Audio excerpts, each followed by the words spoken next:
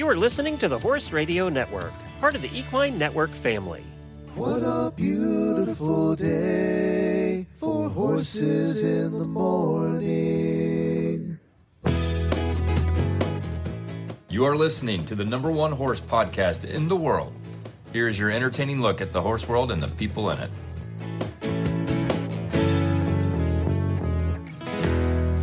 Well, good morning, everybody. I am Glenn the Geek in Ocala, Florida.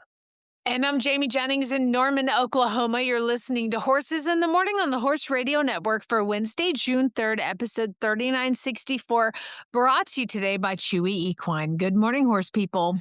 Well, today we meet the hosts of HRN's new show, No Spin Rodeo. Tommy, Joe, and Kendra are going to be here to tell us all about that. You all been asking for more Western shows. Well, there you go. DeAnn from Horse Nation learned that she is not Supergirl. We're going to find out about that also. This day in equine history, I discovered a wild-ass endurance ride that I'd never heard about before. We're going to talk about that. Jamie has some more horse stories. She couldn't get them all in the Monday show. And do we have weird news? Oh, man. Imagine you have like a few month's piled up. worth of submissions. It's probably hard to pick 4 out of that list. That's been my hardest challenge today, actually. Like, first world problems. Too many submissions. Plus, in the Auditor post show, that they came out with a list of the top 10 smartest animals, and we're going to find out if horses make the list. Do you think horses make the list of the top 10 smartest animals? No comment. All right, I got to warn everybody. I know you already know this. If you're listening to this show, you're on the smarter side, we think. By the way, yes, horses are the smartest animals, so go ahead. There are so many Dover fake sales out there now. Jennifer has come across at least a dozen yesterday on Facebook Marketplace. And when it looks like Dover, and when you click on the website, I posted a screenshot of one yesterday. It looks like Dover's website. But when you look at the URL, it doesn't have Dover in the name.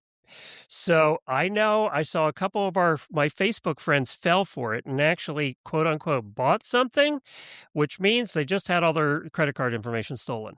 So if you see a Dover super sale, 89% off, which is what this one was, it's not true. Dover is not having super sales yet. So worst case, just go to Dover.com and see if you find it on there. If you don't find it on there, it's a fake.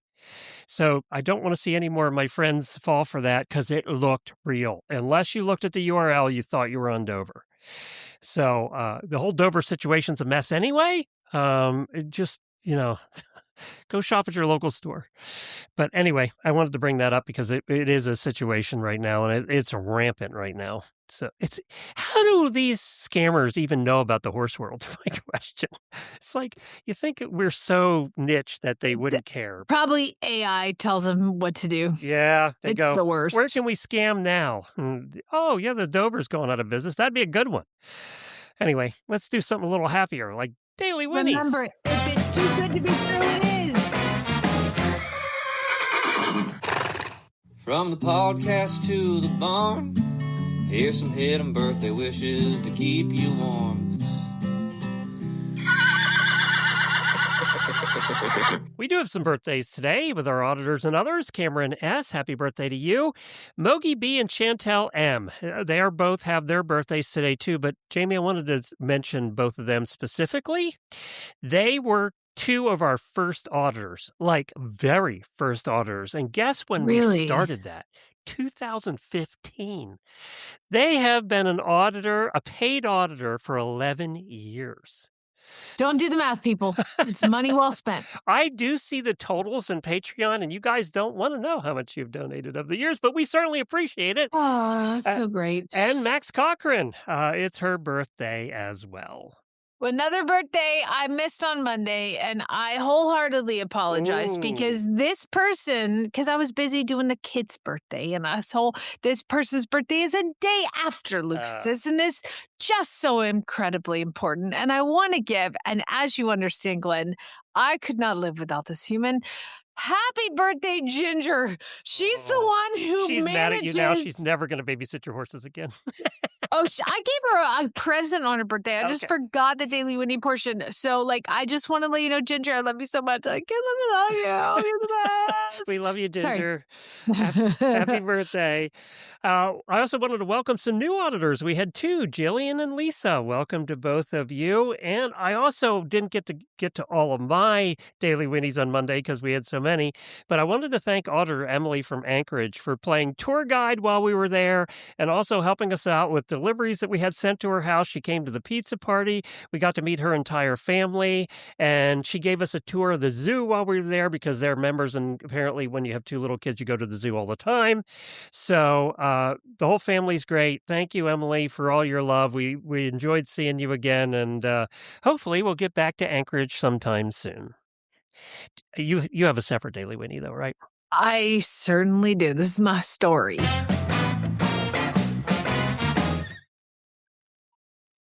Okay, so we'll get to the Winnie part of it, but so you guys know that a lot of the horses that I have here end up going to live at the Maytag Mountain Ranch in Colorado. They live on 3,000 acres in a herd in the like giant fields of just like miles and miles of land that these horses all get to participate in being in a herd. But unfortunately, not all of them are tough enough to live in a herd. I'm looking at you, thoroughbreds. Okay, love you all. You know I love you, but you just can't live in apparently 3,000 acres in a herd, which is why, do you remember Farm Boy's horse Friday? Yep. I got a call and TJ at the ranch said, I'm sorry, Friday is just not cutting it. And I'm like, what's wrong? And they said, oh, he's like the greatest horse. Like he's super trained. He's awesome to ride. He's delightful, but he's just the lowest on the totem pole and just gets his butt kicked and can't live in this 3,000 acre paradise that we've provided him. He didn't say that, but I did. So apparently every time Friday came up with like injuries, every single morning they bring him up like a new laceration or a new cut. Like, how are you getting cut? There's nothing there. Well, there's nothing to give him a puncture wound. It's just land. And apparently he finds ways to hurt himself. So TJ said, listen, I've got to sell him and I'll take this amount, which was half the amount he paid for him, if you or Farm Boy want to buy him back. And so I called Farm Boy and Farm Boy was like, dude, I mean, literally, I'm like living in the downtown Houston. I can't have a horse right now. And Friday was such a special boy that I bought him back. So I'm like, okay, I'll send a hauler. My hauler, Steve, went and grabbed him and brought him home.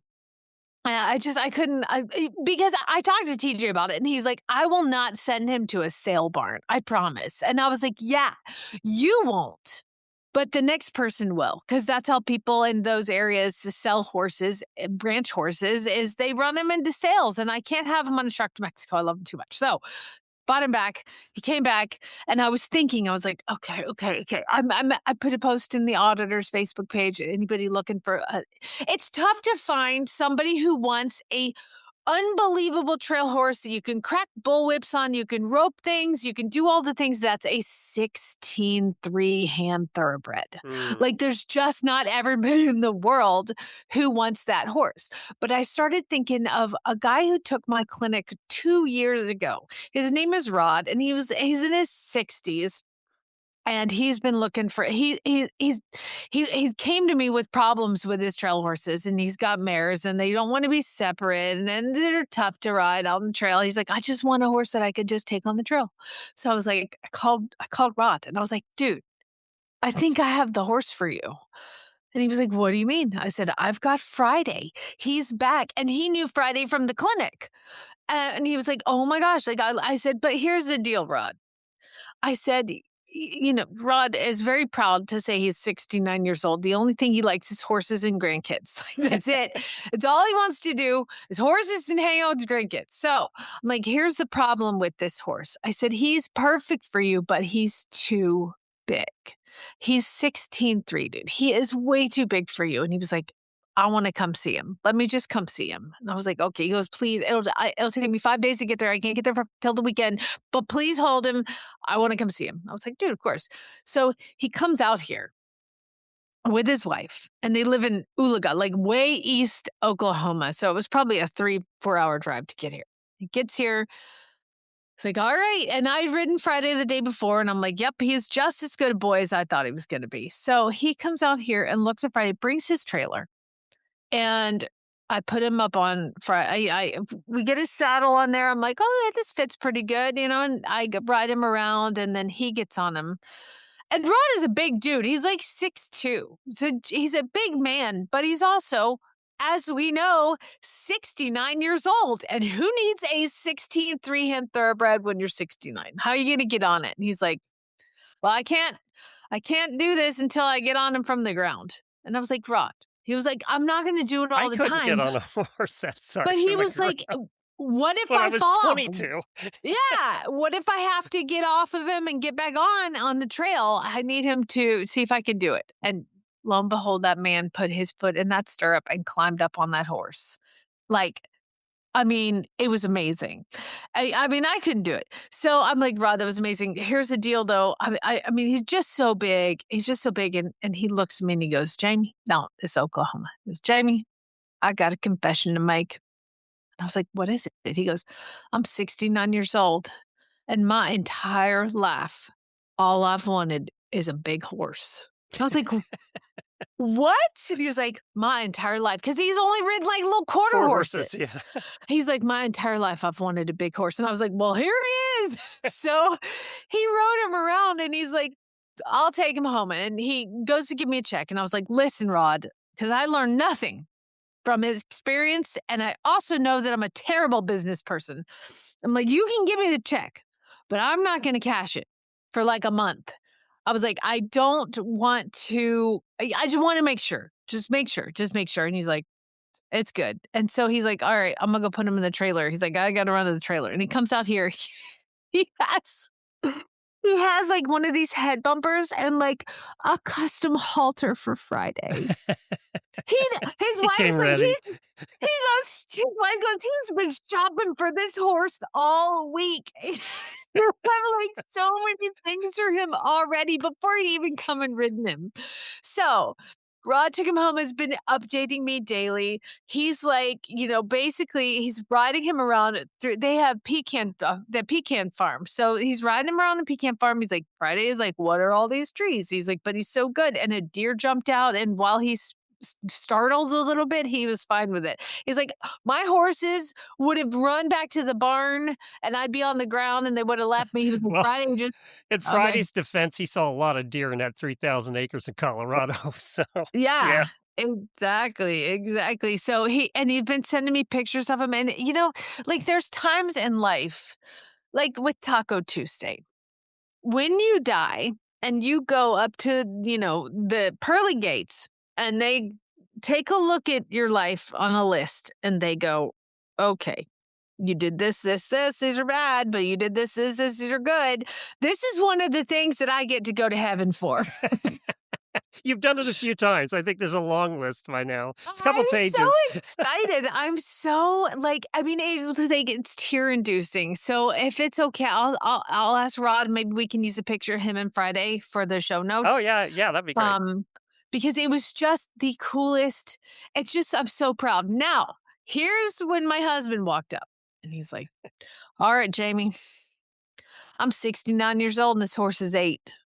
And I said, yes, sir. And he goes, I ain't going to be able to ride him forever. And I go, well, okay. And he goes, so here's what I'm going to do. When I get too old to ride him or have a stroke or whatever I'm going to have, I'm going to gift him back to you. That's when Chad walked up? Yep. And Chad was like, what? Bad timing. So I texted Barrett and I was like, listen, dude, you have about 4 years to get your S together and get a farm because you're taking this horse next. I can't take him back again. I already have freaking Groot here. Oh, now Yeah. So cool. Well, congratulations to Rod. That sounds like it's the horse he's always wanted. You know what you did? What I think this is so precious because you don't even you always said you're terrible at sales. You've always told me that, but yet you did my favorite close on him. You did the negative close. You told him he couldn't have it and he didn't want it before he even came out. That's the negative close. It's my favorite close. It's the one I've always done in 45 years of selling. That's a thing? Oh, the to negative tell close is people they huge. shouldn't have it? What happens when I tell you can't have something? You want it more. Oh, now I feel like a manipulative bee, but I Well, wasn't that's the trying thing. to be. I know you weren't trying to be, but you did the perfect negative close because you have to start the negative close early. It doesn't work if you're halfway through or more than halfway through the closing process. It doesn't work. You started it on the phone call when you called him. You started with the negative close, and Well, that's I what makes mean, it work. You told him he as couldn't a- have it and he wanted it more. He was out shopping for it because he was going to screw you, Jamie. I'm getting this horse even before he came out. I didn't mean to. Everybody But in sales listening to this right now is going, Glenn, you're absolutely right. That's what she did. The perfect negative close. Well, I certainly didn't mean to. This is and textbook. Rod, you were negative closed. oh, well, Jamie. I win. Yeah. So Sounds like Rod wins though too. So he did. I'm so happy for him. And after he told me I was getting the horse back, his wife's like, yeah, I don't know what to do with him. Okay. Yeah, just got it.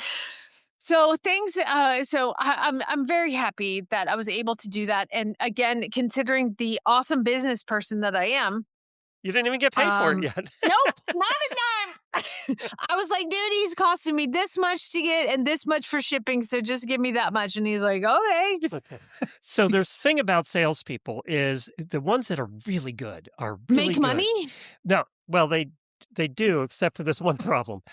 When they make the close, it takes forever to fill out the application and actually get paid. So you're a perfect exemplary salesperson.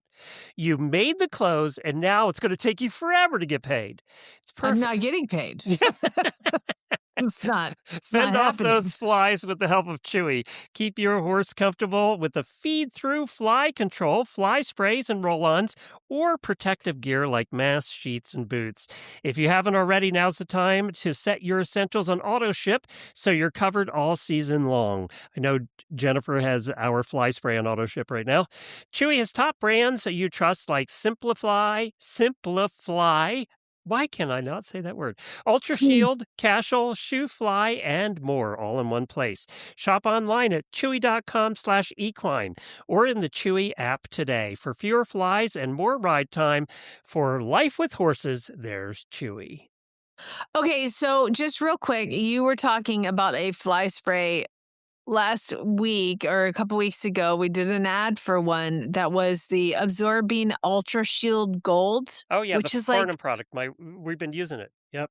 I've never seen it before, but I saw it and I was like, on Chewy, I went ahead and bought one of those big gallons of it because cost is so much more affordable if you just buy the giant one and fill your bottles, right? So I bought that because Jennifer said it lasted a long time, and they say 14 days, Yeah, but I never believe anything on the I label. don't believe that either. So I got Ultra Shield Gold. All I wanted to do was to make fly spray last longer than my ride. You know what I mean? Right. I just don't want to be harassed while I'm riding. And it does not smell the best, this particular one. Well, I bought it and I started using it. And so like for an example, Butters. I fly spray Butters, but he's little and those little pesky, his back is always covered in flies when he gets in because the little neck can't reach it to shake him off, and so he's always covered in flies. So I sprayed him with the Absorbing Ultra Shield Gold and I turned him out. And the next freaking day he came in with no flies. Really? Wow. I was like, what is happening here? Like, how is this magic? So I would just say that it lasts a whole day, like at least a whole day that I've seen so far. And it's like, as far as the rest of the stuff on the market, this is not supposed to be an advertisement for this, but like y'all, just a horse person, it's pretty darn good. Well, one of the fun things for us on this show, on Horses in the Morning, is we get to welcome all the new shows to the Horse Radio Network. And you all have requested that we add more Western shows to the lineup. And I am proud to say we have Tommy, Joe, and Kendra here, who are hosts of No Spin Rodeo. Hey, guys, thanks for joining us today. Thank you. Good morning. So, Tommy, Joe, tell us a afternoon. little about the show. What is No Spin Rodeo? Well, No Spin Rodeo is it. You kind of have to go back to the two hosts, Kendra Santos and myself. We've been in the rodeo business. I started performing when I was 3 years old, and Kendra can tell you her story. But we have a lot of relationships in the industry. We've been around the moon and back with the rodeo world and have a lot of credibility. And we decided that given the new landscape in social media and or news, sometimes, don't you guys figure out, sometimes it's hard to figure out if you believe what you're hearing. And so we wanted to put a platform out where we do our very best to try to get the facts and talk through stuff that is affecting the rodeo, the bull riding, the Western lifestyle industry, specifically on the competition side. So I really like Bill O'Reilly and I like No Spin. And so I gave Kendra a call and said, how about we put a product out that's zero BS, all facts, our narrative of our personal opinions, which I think are fact, but they're not always fact. And that's how we all got think there. that. Yep. Why No Spin? Does it not include raining? Is that what? No, Glenn, come on now. I just said that to Yeah, tease him a bit. Actually. Yeah, well, listen, joke. the truth is there's plenty of head spinning. It's just none of the baloney. Right? I know. I was just, first thing when I read that, I went, even got me. if I took that literally, I would say it was not raining included. So, Kendra, how long you been doing this now? Well, I'm from a 5-generation ranching and rodeo family, and so I have, like Tommy Joe, there's not really a line between my life and my career, but I had no idea that being a rodeo journalist was an actual possibility. And back when I did it, I don't know that it really was, but I have been so privileged to have the greatest Tommy Joe and his side of the world, but we're kind of from different parts of the rodeo schematic, but so between us it's pretty cool. But longtime stints as like the Professional Rodeo Cowboys Association Director of Communications and the first ever Professional Bull Riders Editor-in-Chief, so those sorts of things. Both of those roles I worked in various capacities with Tommy Joe, him being on the production side. So for me, the greatest, and I'm from a family of cowboys, and I roped my way through college and all that sort of thing. But for me, the greatest compliment is that the actual players in the game trust us with the truth and with their stories. And so No Spin is exactly what it is. We're kind of like a filter-free, but we don't do politics. And so we come with the truth. That's not always fun to hear or whatever, but it's the truth as we see it. And so I'm really proud of that. Like, there's no give. The integrity will not be compromised ever with us. So. Well, and I also noticed that you're in the National Cowgirl Hall of Fame too, right? Yes, sir. Thank you. I know we've highlighted them over the years and had them on a couple of times, so congratulations on that. And Tommy Joe, you and I apparently have something in common recently too. Didn't you just win a big award with the PRCA? Well, yeah, the Professional Rodeo Cowboys Association, their membership, they elected me to have the Lifetime Achievement Award. And when they called me and said, you're on the ballot, I said, oh, well, good, And then when they called me and told me I won, I was like, well, I had some choice words. Like, you're kidding me, right? I won. And so it was quite an honor, a great thing. this business and the horse business and all the business, it's all based on relationships. And Kendra and I, like she said very eloquently, it's hard to draw the line between family because our rodeo life and family, like a lot of horsemen and women, it kind of becomes one. So yes, I did win it. It was fantastic. It'll be the only award I win, I bet. I doubt anybody puts me in a Hall of Fame because they don't like what I say. So I'm glad to get one award under my belt. Well, congratulations. Tommy, for that. I gotta say, like, usually we can't see people when we're doing this, but he's on Zoom and his, when Tommy Joe talks, like screen pops up. Now, I can't see Kendra, so I can't comment on her, but as I'm looking at Tommy Joe, I'm calling BS on all of this because that dude is too pretty and put together to be a horse person. What the heck? You're just like perfectly groomed, you look really nice. This is garbage. Have you ever been called pretty before, Tommy Joe? I haven't, but I am. I feel like a stud now. Thanks, Jamie. I thought you were going to talk about my backdrop and the gold medals, and you completely floored me. So that's where I thought she was going too. If you want my autograph, I could probably carve that out. He's too well groomed. He's clean. He's put together. He's got a clean cowboy hat on. What is happening in the world of Jamie just cowboy? came in from working 12 horses and covered in manure right now. So, yeah. So there's a reason I'm not on camera. Let me ask you guys, and we'll start with Kendra. Rodeo has seen massive growth. What do you credit for that? Is it the Yellowstone effect? Why is rodeo seeing the growth it's seeing, Kendra? I just feel like rodeo is like who we are as Americans. Like it's so original and so pure. And so, it really did start out, in the Old West, and a lot of it, some people now don't remember that there were so, the California vaqueros and different, it's part of like, there's so much, there's Americana and rodeo are like one and the same.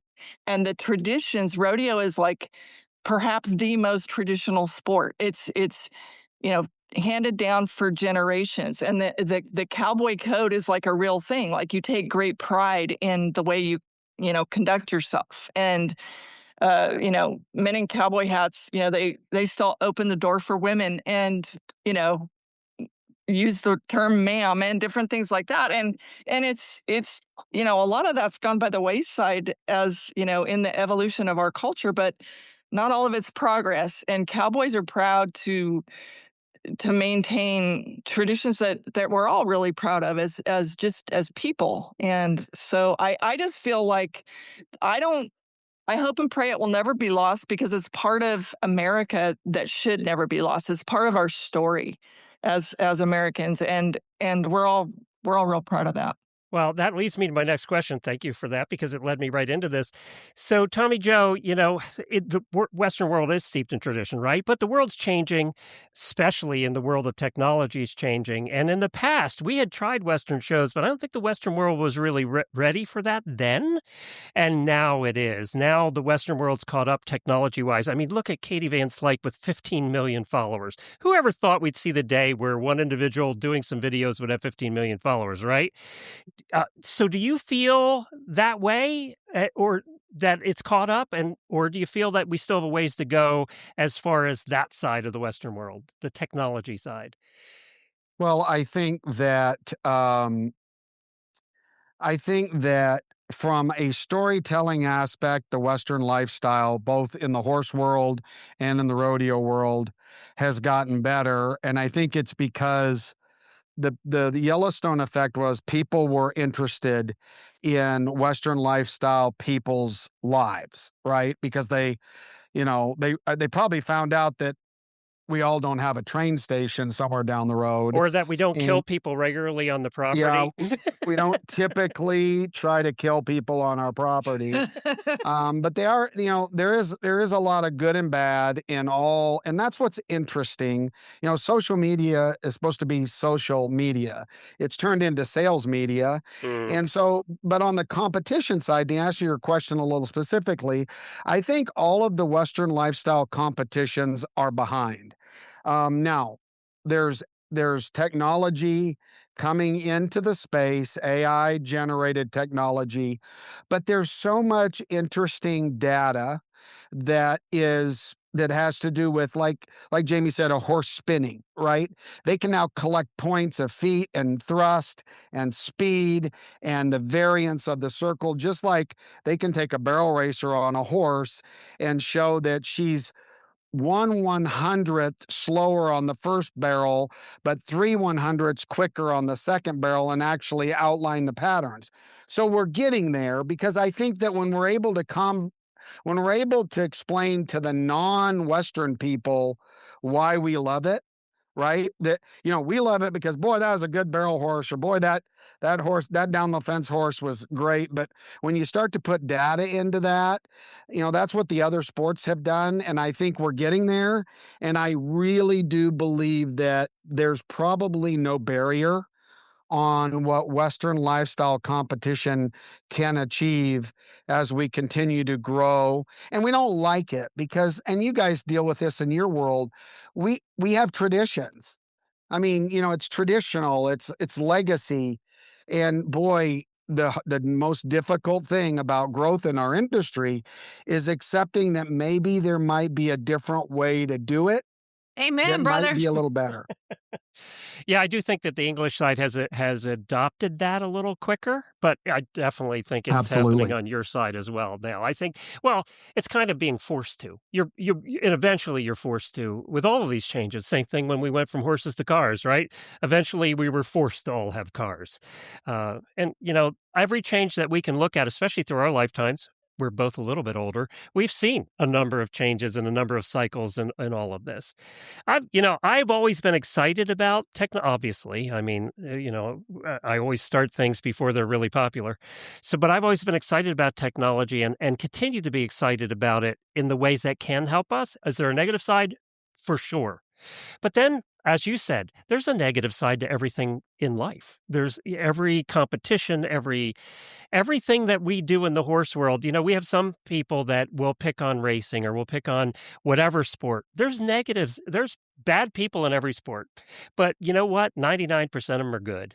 So you just have to look at that, and that's the way we choose to do it here. I'm glad that you guys... 99's a big number. Okay. I was going to say, I was being generous. Let's go 90. Okay. Well, and Glenn, on the technology side, okay, here comes instant replay in rodeo. They're starting to sort of experiment with it at like the National Finals Rodeo, for example. But just like with other sports, I mean, no one is against the call being right.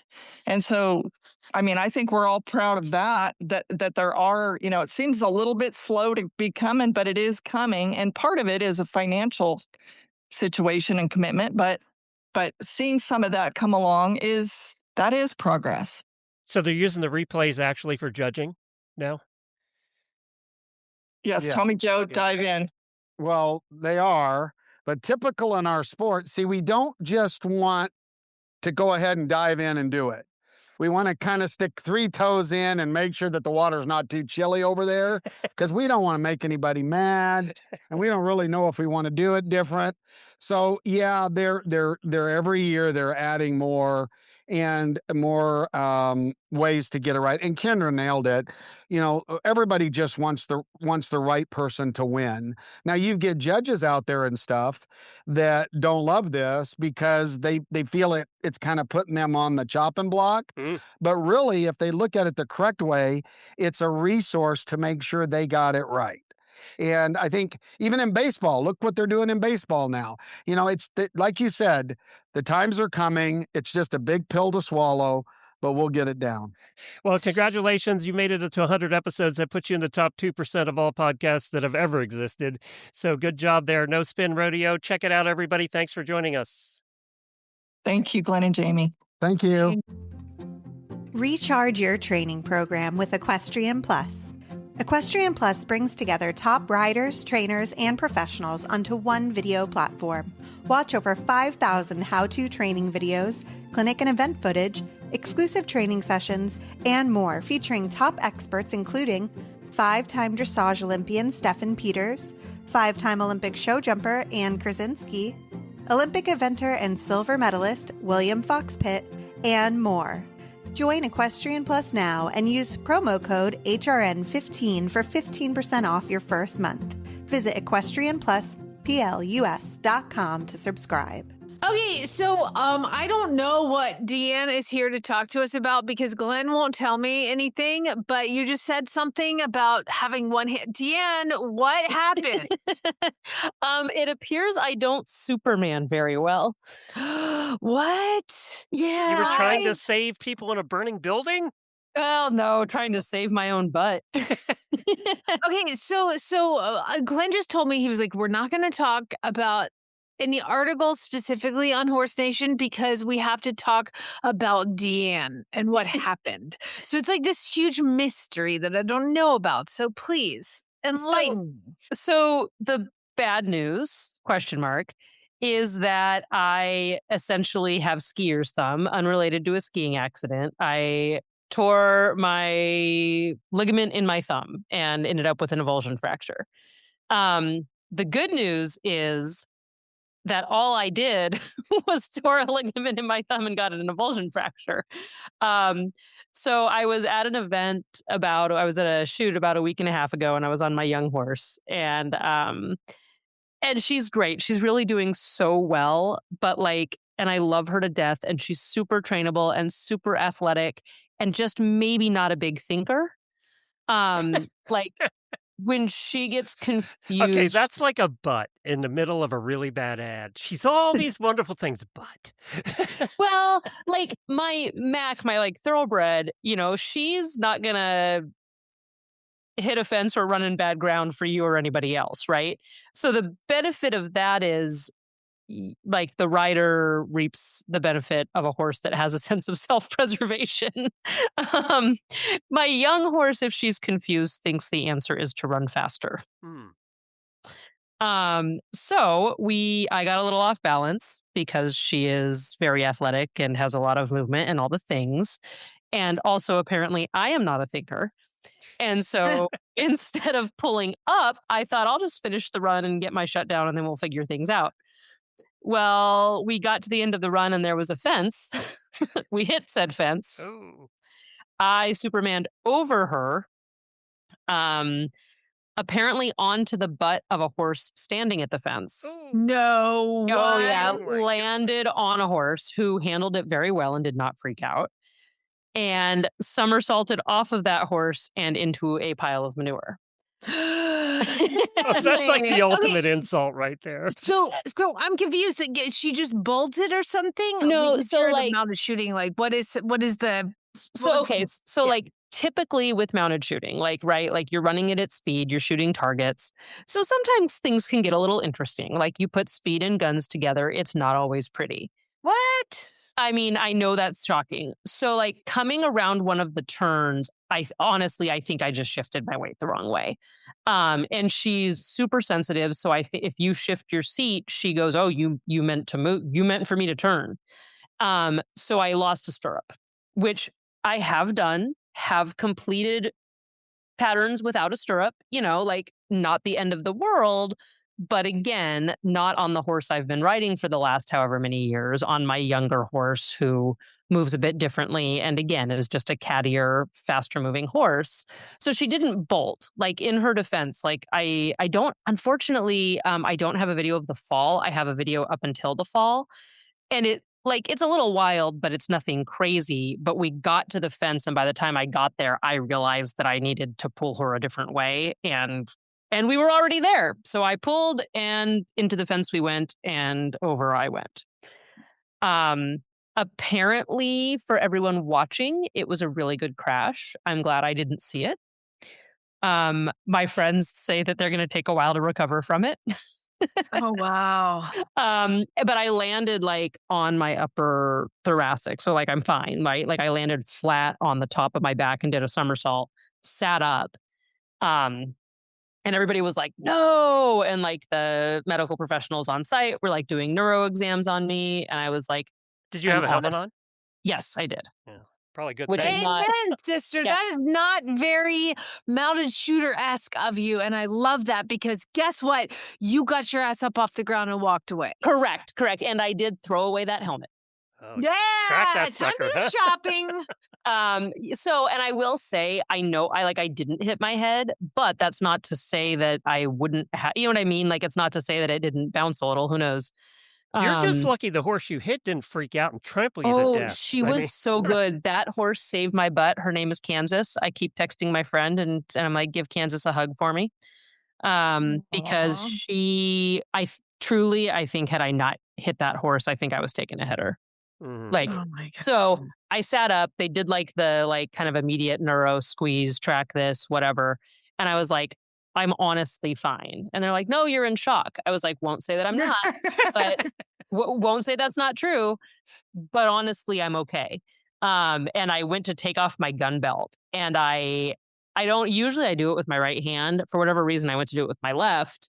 I think because I was still holding my other gun in my right hand. Side note, cleaned my guns last week. No dirt in either of them, so saved the guns. How about the horse? How is your horse? Oh, she's okay. But I was saying quickly, I went to take off my gun belt, and this is the part that some people don't like. My thumb just fully like subluxed. Like I felt it slide, and I was like, but my thumb's broken. Ew. And they were like, what? I was like, yeah, I'm fine, but my thumb's broken. So, here we are. My horse is good. She ended up with a scrape on her hock that I can't figure out. And it's clearly superficial. The best I can come to is that she set back with the fence and I think probably popped up. And I'm guessing she scraped her hock on like a front hoof. So, okay. So had you finished the entire run before? So this happened at like the very end? Yeah. So here's insult to injury, right?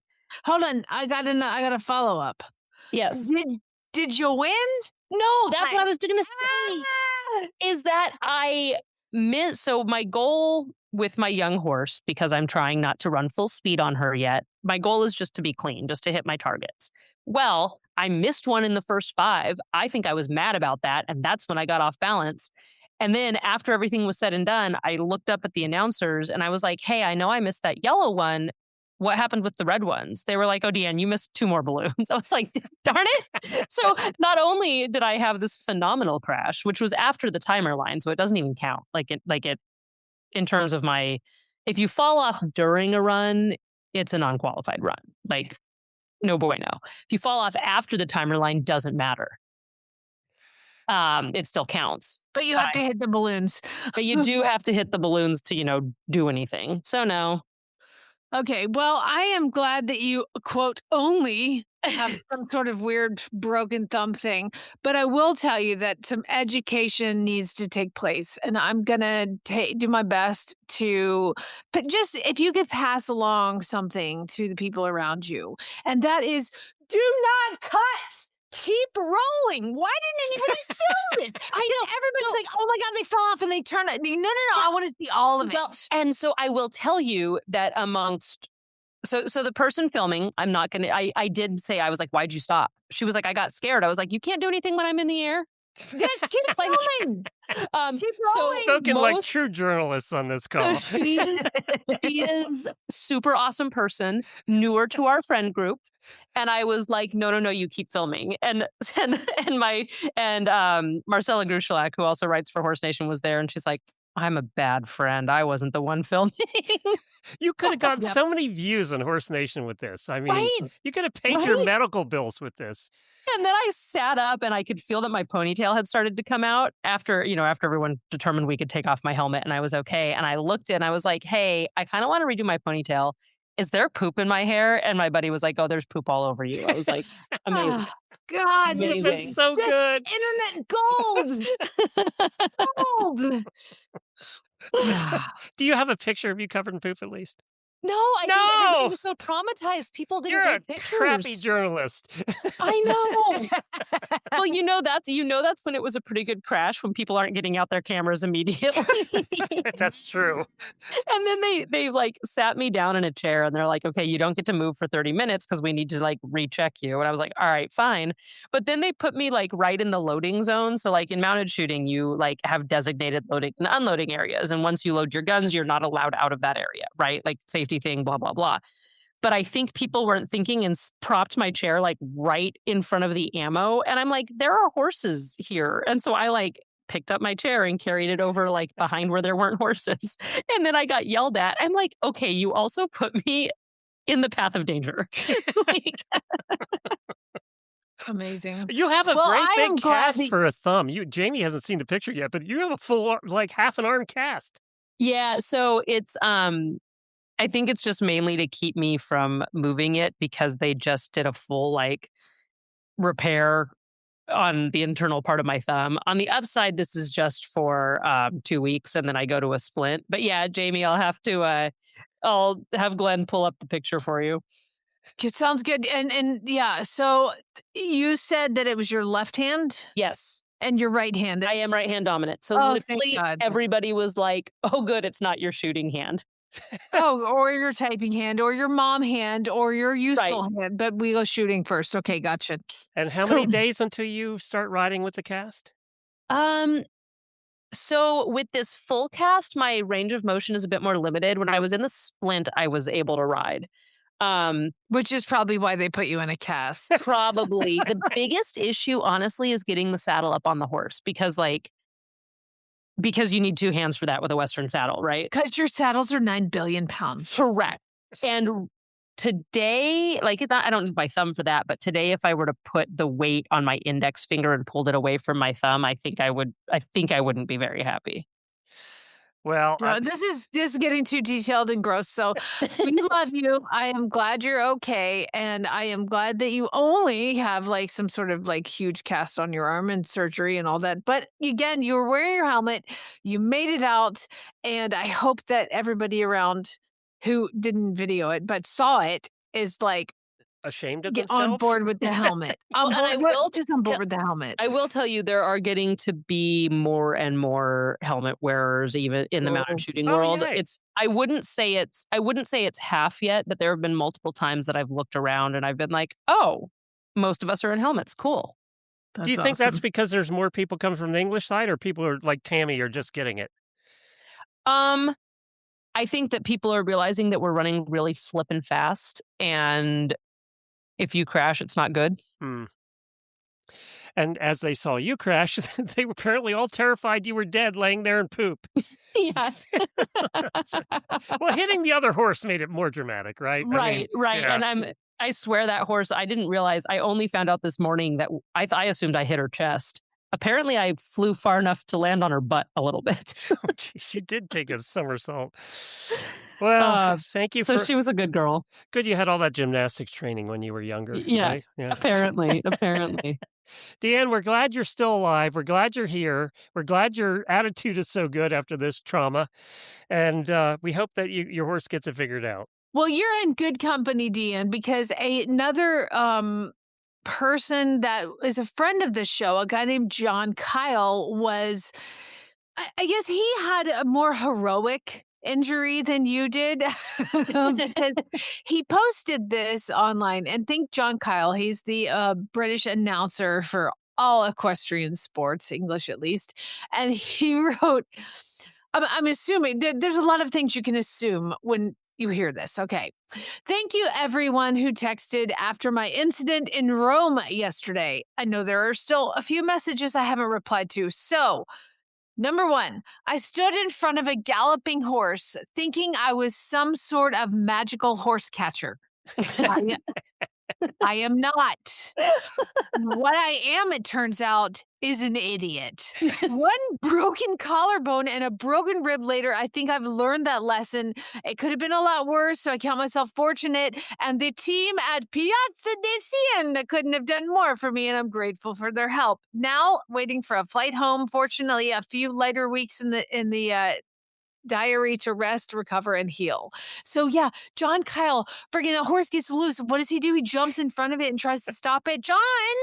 I'm You trying to know get what, him though? on. I Like, sent him a message, so we'll see if I can get him on next week. Oh, good. you know what, though? Like, how many of us would probably do the same thing? All of us, we're all stupid.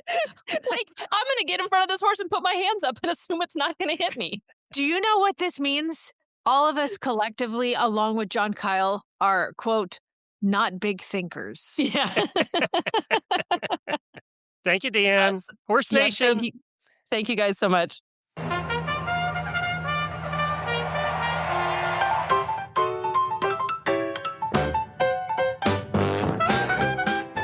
But it's time for This Day in Equine History, and we're going to start June 1st of 1773. A heroic rescue in South Africa during a fierce storm at the Cape of Good Hope, which is known for its terrible weather and rough seas. The ship De Jong Thomas ran aground. A local dairyman named Woolrad rode his brave horse, Vonk, into the raging sea 7 times. And what he would do is he'd ride into the sea, and stranded sailors, would hold on to the horse's tail and mane, and he would drag him up to shore. Well, he did that 6 or 7 times and brought 14 sailors that were drowning back onto shore. Unfortunately, the horse and himself died on their 8th attempt. They drowned. Oh my on their 8th God, attempt. this is not a happy story. But the reason it's a happy story is they became legends. For hundreds of years, he and his horse became legends in South Africa. So they were well known in South Africa for hundreds of years because of their bravery and what they did. On a happier... How come these sailors couldn't swim them damn selves and said, I'd rather not be a legend and rather be alive? And y'all, hey, get over here. Okay, You can let's swim? give Vonk some credit for being brave and going into the water. If he didn't want to do that, he wouldn't have had to. Well, I don't know if I'm going to get much better with this story. So, on this day in 1908, and I had never heard about this, but there was a movie made a long time ago, and I want to hear if you've ever heard of this. It was the Great Endurance Horse Race. It was a Doggo? No, a different one. This was sponsored by the Denver Post. It was a 534-mile trek across Wyoming and Colorado. And this is in the days when it was really rugged in Wyoming, Colorado. It still is. Yeah. Good. And the race was dreamt up to settle a debate that they were having in that time. And this was the debate.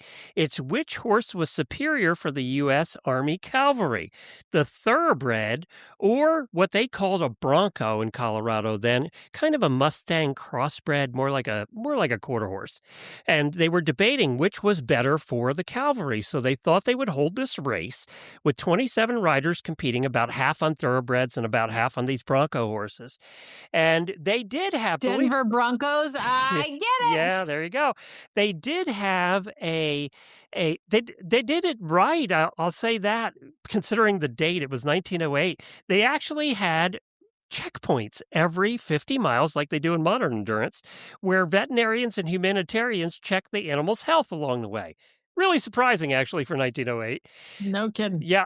However, there were some shenanigans that went on, as you would expect. So they took 4 days to complete this race, or actually 6 days to complete the race. But this was something else that apparently was pretty wild. The reporters and stuff were in cars. And you think this was 1908. They were in the early version of cars, and there really wasn't roads back then to speak of. But they were in cars following their race. And apparently at one point during the race, a rider drew his 6-shooter on a spectator's automobile that was trying to intentionally dust him out. And apparently there were all these shenanigans that went on during the race of people trying to knock other people off their horses and all this stuff. It was a wild, Wild West race. And guess who won? Oh, man. Well, it's not called the Denver Thoroughbreds. 6 days, 8 hours, and 18 minutes going over mountains and mud and sagebrush and everything. The first two to come across the finish line together, sounds familiar to the Mongol Derby, on Friday, June the 5th, were two of the Bronco horses.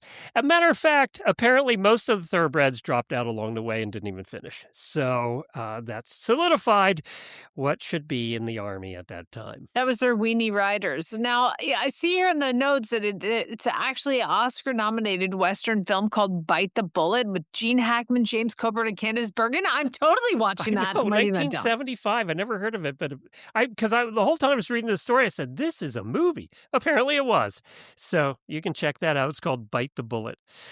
Finally, June 3rd, 1933. The unwinnable Triple Crown begins for Omaha. The legendary racehorse Omaha won the Belmont Stakes, securing his place as America's third Triple Crown winner. And what makes that unique is his sire, Gallant Fox, had won the Triple Crown just 3 years earlier, making them the only father-son duo to be Triple Crowners. So there you go. Did you know that little tidbit? I knew about Omaha, but I didn't know about the Gallant Fox thing. Well, I didn't know that Gallant Fox was Omaha's baby daddy. Yeah. But, my research has not gone into the 30s as far as horse racing. It should. But I've heard of Omaha, right? I've heard of Gallant Fox, too, for that matter. Well, they're Triple Crown winners, Glenn. Yeah, there you go. It's awesome. All right. Why don't you tell us a little bit about our new sponsor for this year, Care Credit. All right. As horse owners, we have an unlimited supply of love for our animals, but we tend to underestimate the cost of their care. Who, me? Why are you talking to me? Stop looking at me. Routine and unexpected expenses can quickly add up, making it hard to keep pace. So wouldn't it feel great to be prepared with a budget-friendly way to manage these costs? The Care Credit Health and Animal Care Credit Card can help give you financial peace of mind. With flexible financing from Care Credit, you can get the care your horse needs and then pay over time in easy monthly payments. You can use Care Credit at more than 25,000 veterinary hospital locations who accept the card, and use it to pay for everything from annual exams, vaccinations, parasite control, procedures, nutrition, diagnostics, and surgery. Care Credit, it's your card for a lifetime of care. Subject to credit approval. To learn more and apply, visit carecredit.com/horses-and-pets. Time to learn why some days you're embarrassed to be part of the human race. In Jamie's Weird News. So I haven't done weird news in a little while, and there's so many people that on a weekly basis send me weird news, and then multiply that. So it's been a minute. I got some amazing stories, some super fun ones, and some I might even save till the next week if y'all are sick at contributing. But I would like to thank these people for submitting weird news, which you can do if you're looking through the news and you're like, well, that's super weird. Email it to weirdnews@horseradionetwork.com, just like Laureen. Oh, and by the way, men representing today. Catch the 4 men. Lorraine, Glenn, Michelle, Carrie, Diana, Amanda, Shelley, Matt, Clark, Sarah, Laurie, Andrew, Janelle, Jenny, Aaron, Kaylin, another Andrea, Melissa, and Lori. Whew. Thanks all of you for sending in your stories. So trying to narrow it down, I will do the best I can. I'm going to combine this first story, okay? We're going to combine the overturned semi-truck loads because you sent me one of these, and I just thought it was important to let everybody know that if a tractor trailer overturns and people start running, you should run too, because North Dakota on Thursday, a semi-truck carrying hundreds of, go ahead and tell him, Glenn. Was this the bee one? Hundreds of beehives. Like tens of thousands of bees. It's unbelievable. Like there's a swarm. And so the truck flips over, right? And the driver it's overturned. He's got to get out. So he gets out and he's like, crap. See, then he gets stung by hundreds of bees. He runs. This is what they tell you to do when you get bees, people. He ran to the river. There was a river right off the freeway, and he ran to the Cheyenne River to get the bees off. He was taken to the hospital. I loved it. The state patrol said that the driver of the other vehicle involved stayed at the scene in their car. Area beekeepers helped with the cleanup as residents who were allergic to bees were advised to stay inside. Probably You're not catching them, right? They're gone, right? I don't know. I don't know. Do they go back to their hives or queen? I don't know. Bees are their whole like amazing ecosystem that I can't even begin to understand. We'll find out if they're in the world's smartest animals in the post show. That's true. And now also, just to keep with the overturned tractor trailer, I just have to make mention that in Brandon, Mississippi, man, if the bees were close by to this one, it would have been perfect because a tractor trailer hauling 11,000 pounds of Kit Kat bars overturned. Give me a break. Give me some Kit Kat. How much There you go. How much thievery happened at that particular accident? I mean, if you're gonna loot here. The only thing better than that for me would have been peanut M&Ms. So that would have been the only thing better. Glenn would have been called out. Some magical power. All right. So there's a nice family. Let's see. Where is this? In Oregon, in Clackamas County, Oregon. How about that? That's fun to say. Clackamas County, Oregon. They had a roommate. It was a young couple and their daughter, their young daughter, lived with a roommate in this townhouse. The roommate had like TV, gaming consoles, his own cooking burners and string lights, and he was like plugged into the electricity to like run all this stuff. Unfortunately, he was not a paying roommate. He was living in their crawl space. Oh my God, how scary is that? Oh my God. He lived in their crawl space with all of these things for 3 months until a neighbor saw him going into the crawl space one day. They did not know. Apparently, he had like headphones for all of his stuff that he used. And I don't know, the crawl space is under the house, right? Yeah, we've had raccoons living under there and found a snake under there once, but maybe they thought it was some sort of like possum. Yeah. Darn possum's making noise again, playing a video game. Is it like all those squatters you see where they can't get them out of the houses because they're squatting and they can't make them leave? Did he leave? As comfortable as he was, Glenn, he was arrested. Oh. So, and I know you're going to be shocked, but he actually has been in prison multiple times for multiple burglaries and theft. He has a 20-year criminal history, so he's a professional, but he got caught. Is his mugshot exactly what I would picture? I'm sure it Oh, is. dear God. I'm sure it is. It's exactly what you would think. I've seen enough of him from Florida. I know. Think of a Oregon criminal. It's an Oregon man. Okay. Now, this weird news story is my second to last. So I've got one more after this. But we, of course, are going to spend the rest of our time in Florida. Oh, I thought we were going to be Florida free today. No. There's so many. I had to wean them. I whittled them down. There you go. Weed them out. Whittle them and weed them. Okay. So do you know where Northport, Florida is? No, I don't. Okay, well, wherever it is, there's a place called the Narramore Soccer Complex. And, if it's anything like Oklahoma, man, soccer starts at 6 o'clock in the morning on the weekends and just goes all day. And there's like thousands of people there. Yeah. So there was a tournament and 38-year-old Brittany Calloway, who I'm pretty sure would be friends with me. We would be friends. She arrived at 8:12 to the tournament. She was wearing by the way, if they give you this much of a description, you realize she got arrested.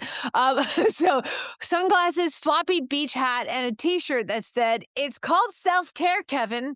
As she went in and she unloaded a collapsible table, put up some plants on either side, and had a handwritten menu that offered libations at this, again, 8:00 in the morning at a kids' soccer tournament. There was the North Point Cabernet, the minivan Moscato, Pinot Grigio, and childhood trauma, the ref whistle Riesling, and complimentary refills I to give her anybody credit for the who's. names. If your kid got put in as goalie, you get a free refill.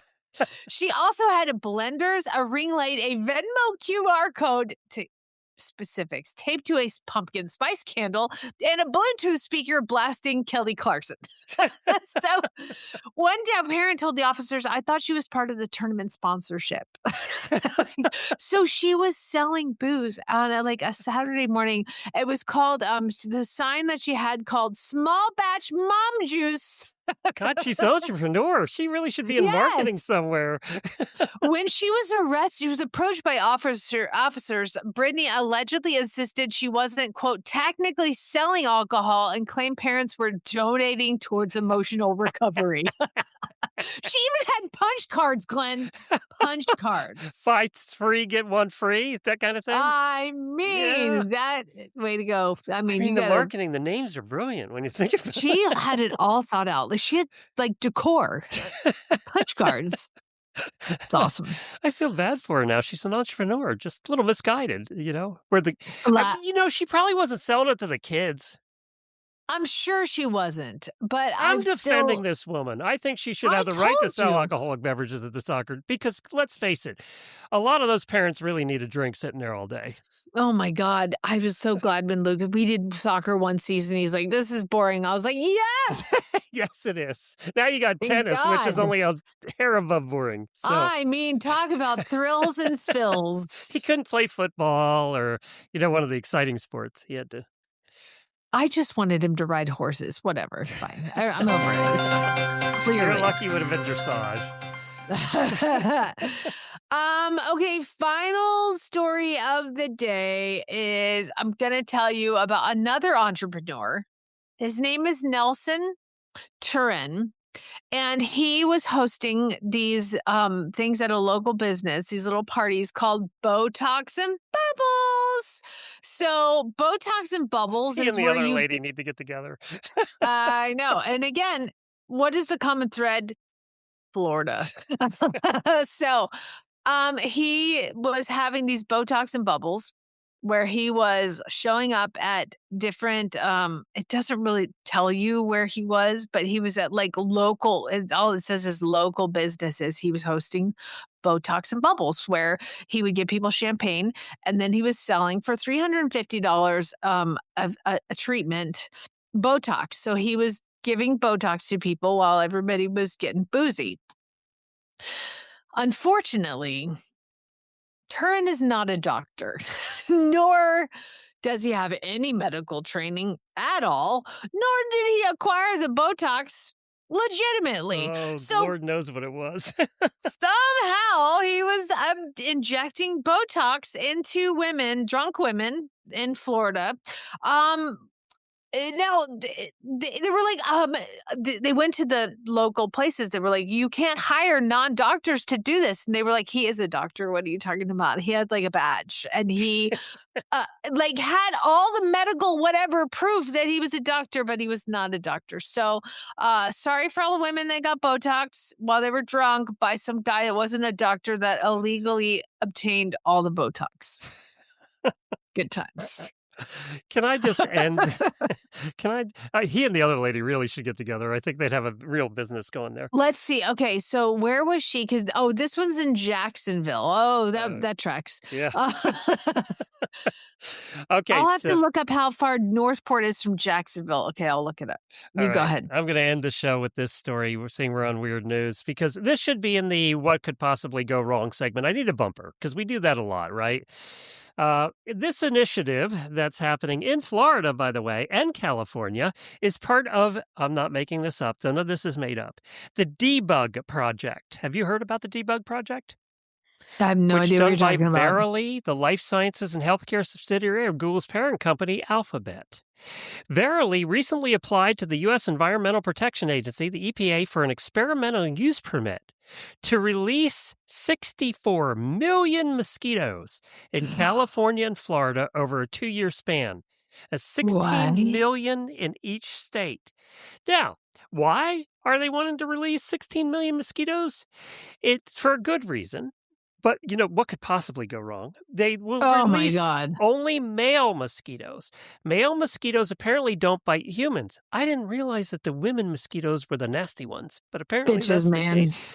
So male mosquitoes do not bite humans or transmit diseases. Apparently it's only the ladies. So they're releasing them. This sounds like the patriarchy talking. I'm not buying it. Therefore, they're releasing them doesn't add any extra bites for residents. That's what how they're selling this. The good bugs act as pest control. Now, listen to this next sentence. The lab-bred male mosquitoes are infected with Wolbachia, a naturally occurring bacterium.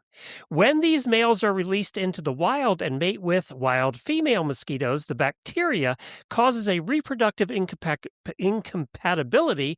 The female eggs will not hatch.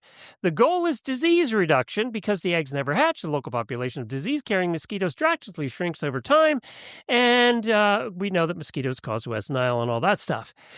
What could possibly go wrong? We're going to introduce a new bacteria to 16 million mosquitoes, who are then going to give them to the female mosquitoes, who are then going to do Lord knows what with it after that. I have questions. Okay.